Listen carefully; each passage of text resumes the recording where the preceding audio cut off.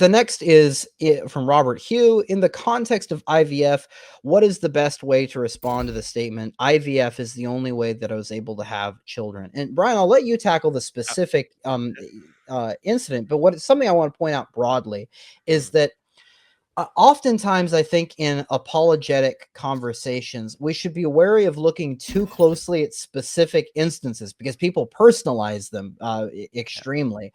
And I think oftentimes what's better, and of course you can tackle specific instances, but is arguments for defending the authority of the Catholic Church. Because of course, if we make the argument, God revealed this to us, this is the proper way to live, that's in some ways an argument of from authority like that is the strongest argument because, well, are you going to disagree with God? Of course not. So and I think so that is what I would suggest for almost every apologetic argument is just defending the authority of the Catholic Church uh to withhold tradition, to defend revelation, and then defending the revelation itself.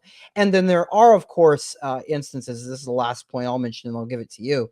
Just from an ethical point of view, IVF is not just the act of in vitro fertilization, but the surrounding acts. And of course, yes, the act itself is disordered, and we can get into that. But the acts surrounding IVF are almost always involve something immoral, whether it be just the act of self abuse. mhm, For the male part, or and even for the female part, um, but also freezing the embryos is a terrible injustice that is almost done in every instance with IVF. Now, there are some particular situations where one or two of these factors is reduced, and that's where the ethical conversation comes in. So, Brian, do you want to tackle this more in depth?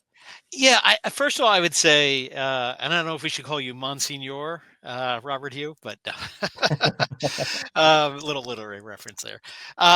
But first, I would say, how do you respond? First, clearly, whoever asks this is, and this, you're right to point this out, Mary. They're asking from an emotional point of view, right? They're very emotional. Likely, somebody that has done this already. They're defensive. So I think you need to respond carefully and gently because you're dealing with someone with some very raw emotions to who if they ask the question Yeah. this way.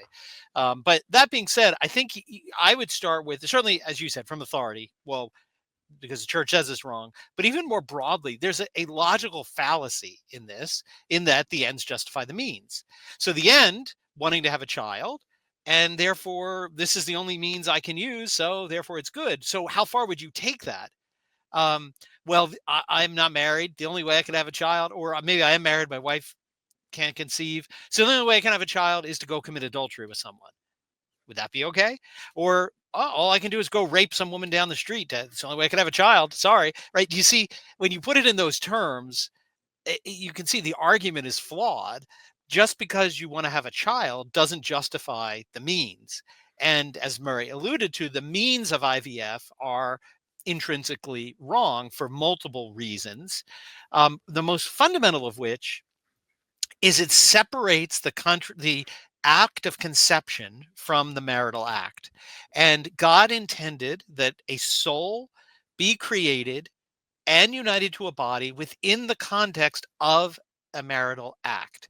And now this soul is being infused in a body in a petri dish, completely Mm. separated, even though the matter comes from the parents. In some cases, not all, some IVFs are not even that way.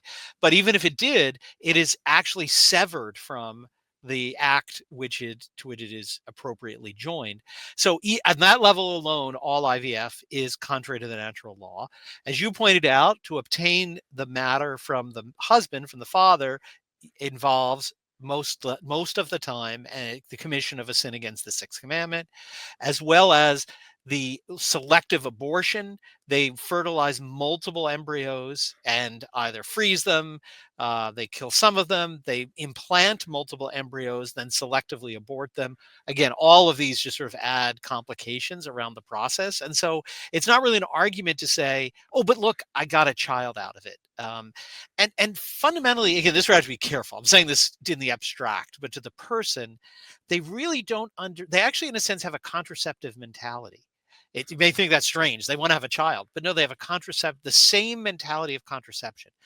Because and that's why people who use natural methods, say NFP, can actually commit a sin of contraception, because the sin is, I control the conception of life. I control when a new life is born, um, by stopping conception, right? And so even though artificial means are intrinsically evil, natural methods of spacing children, right, are not intrinsically evil in and of themselves, because frankly, abstinence, right, is not immoral, because those who take a vow of celibacy abstain. So there's nothing wrong with the act, but the end, the reason you're abstaining, can actually lead to sin, right? If you literally are abstaining just because you just want to control how many children and you have no reason not to, you just want to be able to go on a world cruise every year, so we're just going to periodically abstain, would commit the sin of contraception, the same mentality. And this approach to IVF, I want a child, and maybe God has called you to bear this. And believe me, it's a great cross. I've known people who get married, discover it's impossible to have children. That's a great cross that God has given you. If you're saying, well, I don't want that cross you've given me, God, I need to have a child, so I'm going to do anything I can, morality aside, thrown out the window, to do that, you've got this same mentality of control, rather than the proper marital attitude is a disposition to God's will. We are open to your will. If you send us children, don't send us children, if you send us one or two, if you send us 5 or 6, again, within reason, within allowing the mother to heal from a birth, etc., because God does want us to, be prudent, but within prudence, the disposition is, this is really God sending us. We're just here to cooperate with God. And as with all virtue, you can sin in the defect, wanting to prevent birth and conception, but also to the excess. Like, I'm willing to do anything to have a child, even if God has created or permitted in my body a defect so that I cannot conceive a child. That's kind of the root, I think, problem, that it's our decision. It's up to us to make this happen and not to be disposed to God. Yeah, great points. To watch this full episode, go over to catholicfamilynews.locals.com or just click the link in the description to become a premium member. There you'll not only get access to this episode, but you'll get an early edition of the monthly newspaper in PDF format, other episodes on things such as law, theology, and the Mass, and you'll also get an extra story from the Weekly News Roundup.